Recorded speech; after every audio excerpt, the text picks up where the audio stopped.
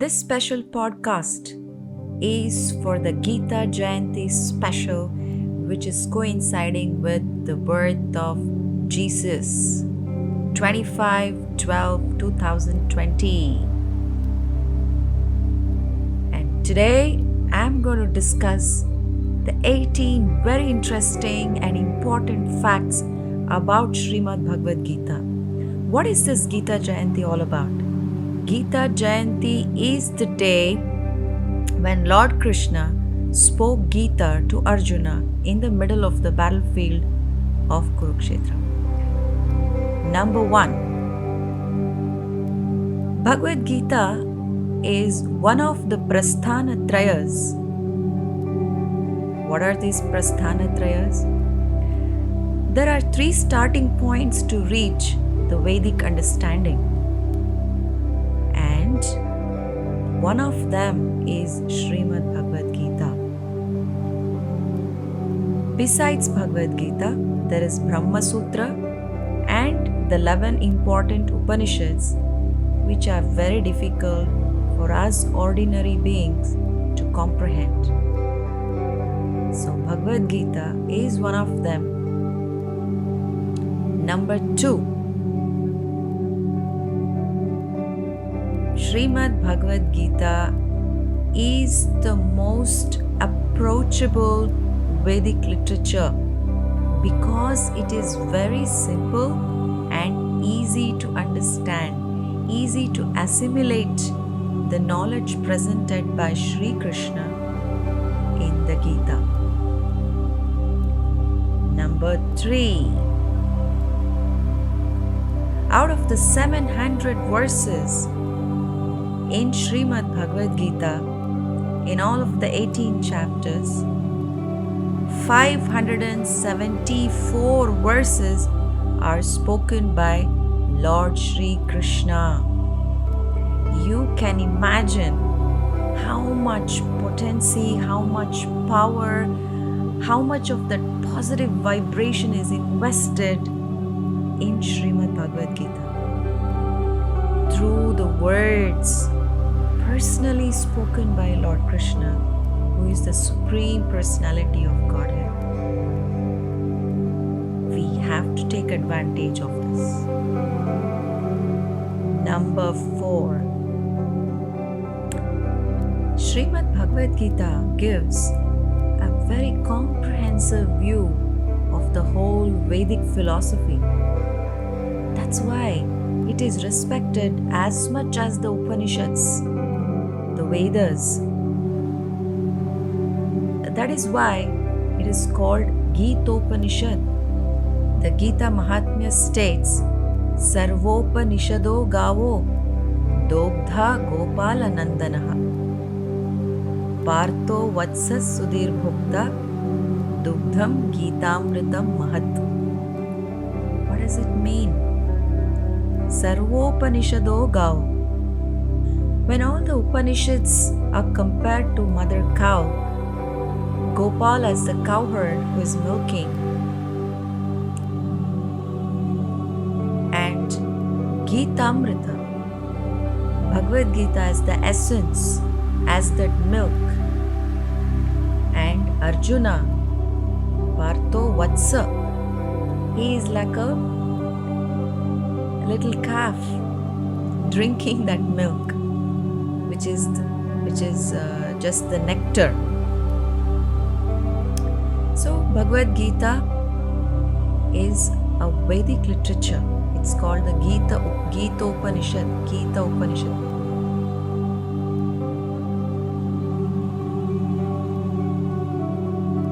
Number 5. Bhagavad Gita is not just a dry philosophy, rather it is an application of philosophy to a particular problem. In other words, it is practical human ethics. It teaches what ought to be done and what not ought to be done. It gives the guidelines how to live in this world. It's like the best of the bad bargain. Yes. Number 6. Arjuna, being being in the confused state, he asks question, and Krishna responds, not just addressing that question, but he goes on to explain the whole philosophical truth. And that is why Srimad Bhagavad-Gita is like the window, and we, through the window of Bhagavad-Gita, can get an eye to the complete absolute truth.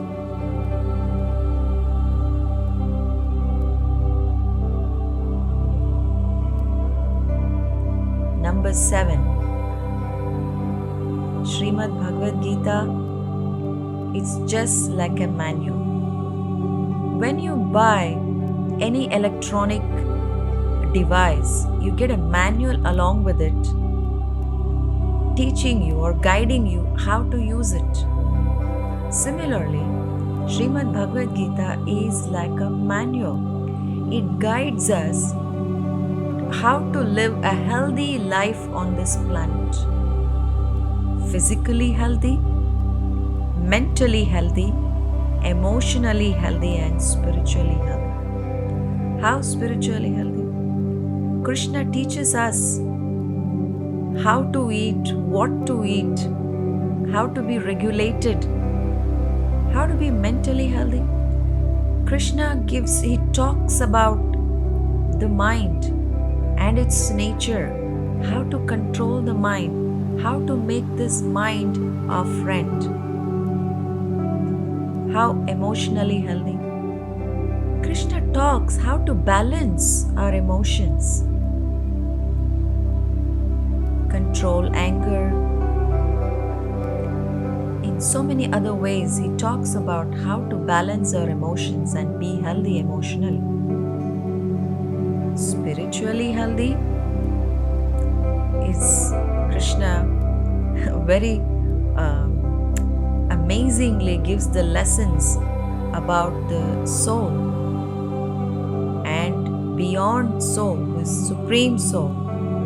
He talks about the relationship between the soul and the super soul, and how all of us have to learn this knowledge and realize that we are the spirit soul and develop that loving relationship with God. When we develop this loving relationship with God, Sri Krishna, then we are spiritually very, very healthy. Number 8. Srimad Bhagavad-Gita is the universal science which discusses matter, spirit, and beyond. The current science has not been able to understand the source of energy in the heart, which holds the life within the body. What to speak of the knowledge beyond the soul? This knowledge beyond matter and spirit is discussed in Srimad Bhagavad-Gita, which is still not reachable to the present scientific discoveries. Number 9. Srimad Bhagavad-Gita is the infallible knowledge descending from the perfect source, God, Sri Krishna. See, when the source is perfect, then the knowledge which descends from that source is also perfect. There is no mistake in it. But when we find knowledge which is derived from the imperfect senses, then there are many mistakes. We cannot fully believe it. But this Bhagavad Gita can be accepted with the eyes closed. Whatever Srimad Bhagavad Gita says, just accept it. That is it. God has spoken it, and it's the absolute truth. Number 10. Sri Krishna used Arjuna as the medium to deliver this supremely confidential knowledge to the whole of humanity.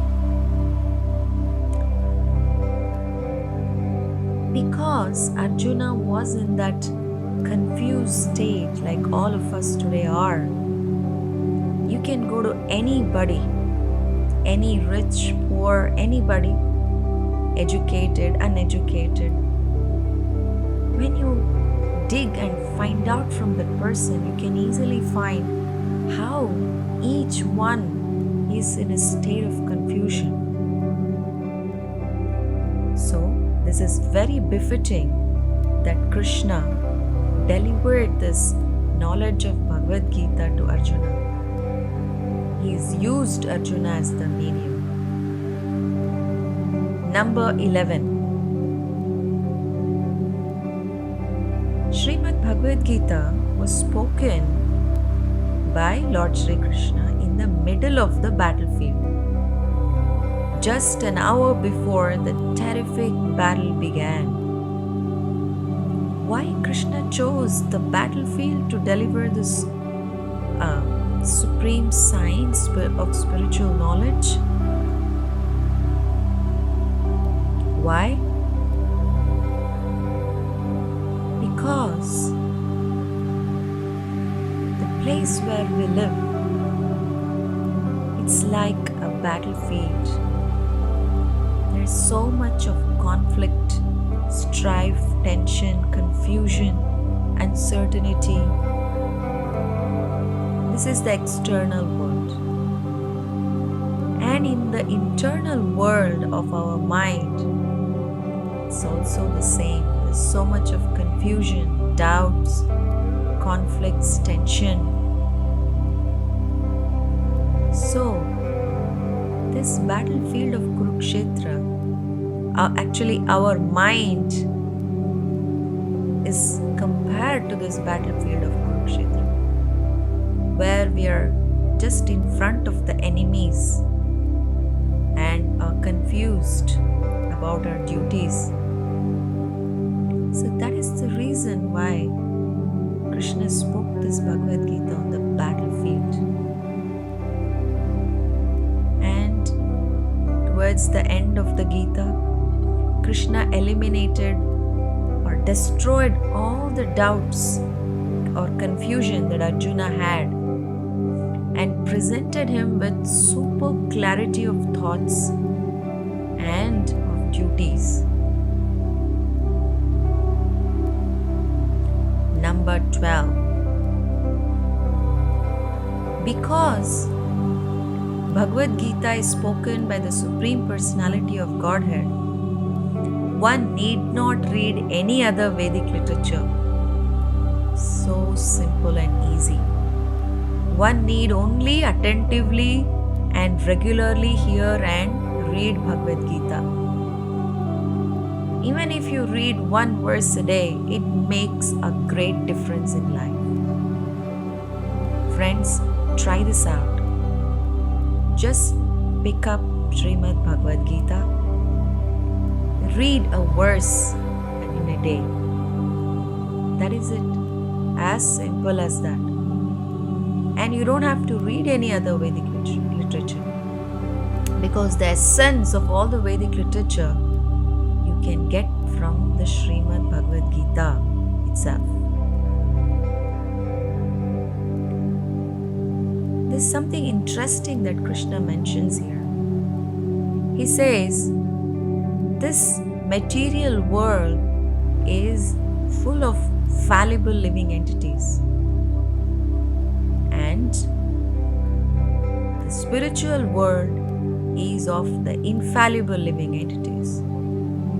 But Krishna, God, he says he is as Purushottama. He is beyond both fallible and infallible living entities.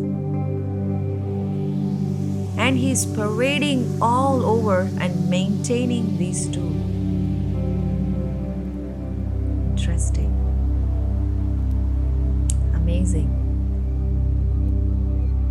Number 14.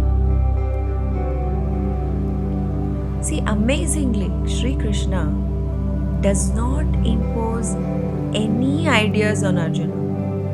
He only presents ideas, thoughts, different paths for Arjuna, in front of Arjuna.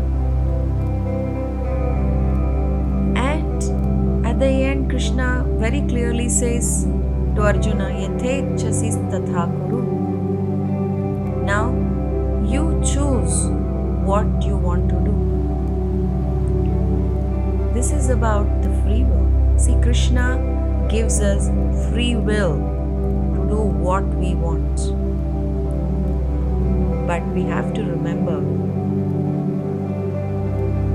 we have free will to choose and do what we want, and also face the consequences accordingly.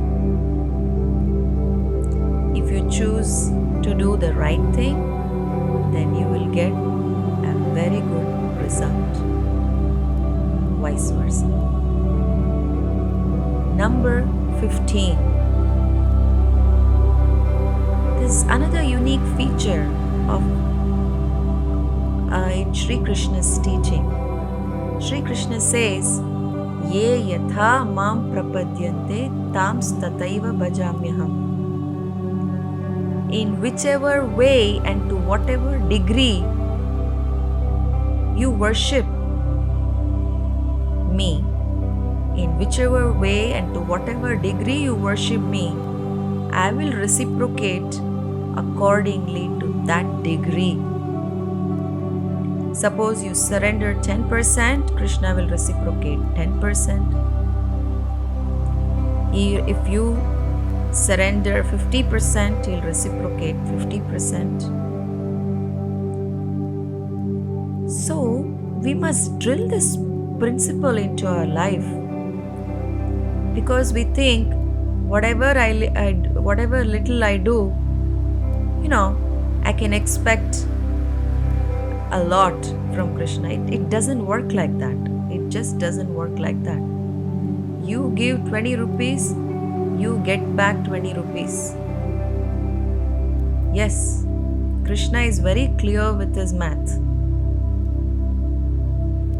If you love him with all your heart, he will also love you back the same way. So, why he has created this math? This is to increase our dependency on Krishna. If there are two children and the father, out of the two children, if one is hardworking and one is not hardworking, and the father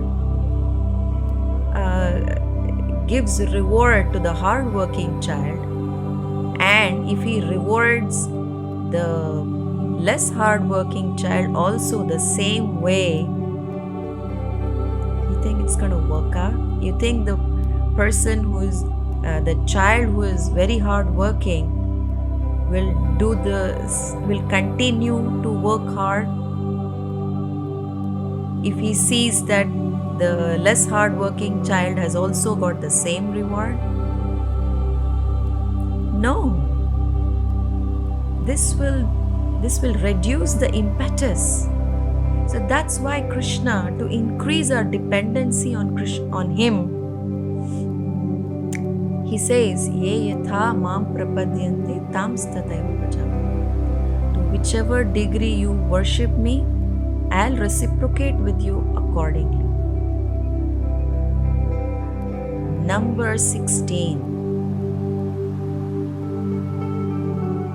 See, Krishna has given such wonderful guidelines. He has given such knowledge in the Bhagavad-Gita to make our life very successful. But in return, he is asking only one thing. Only one thing. You want to know what it is? Just one thing. Simple thing. Can you guess? Okay, let me tell you. Our mind. He only wants our mind in return, nothing else. He doesn't want anything else. He just wants our mind. He says, Man mana bhava mad bhakto. Twice he says in the Gita, Man mana bhava mad bhakto. Please offer your mind to me. That's all he's asking.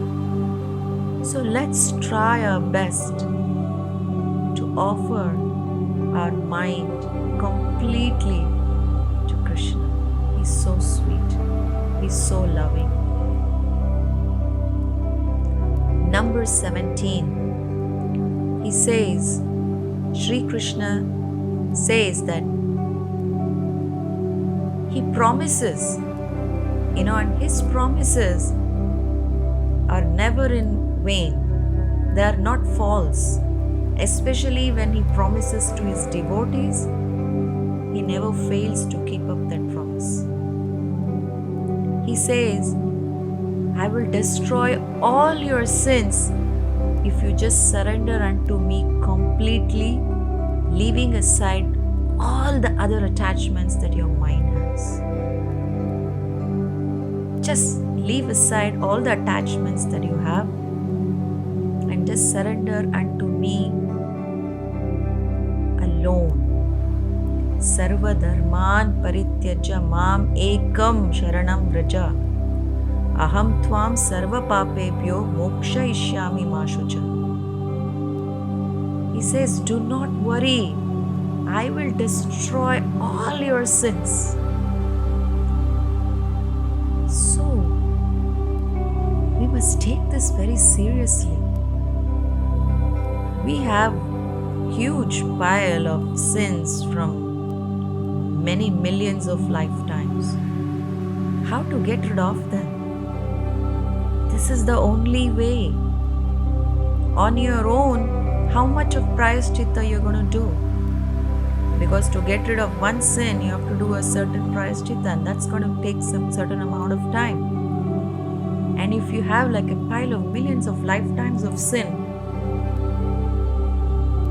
how many lifetimes you're going to take to destroy all those sins, endeavoring on your own? This is like a shortcut method. Just surrender to Krishna and he will just destroy all of them and he will give you freedom.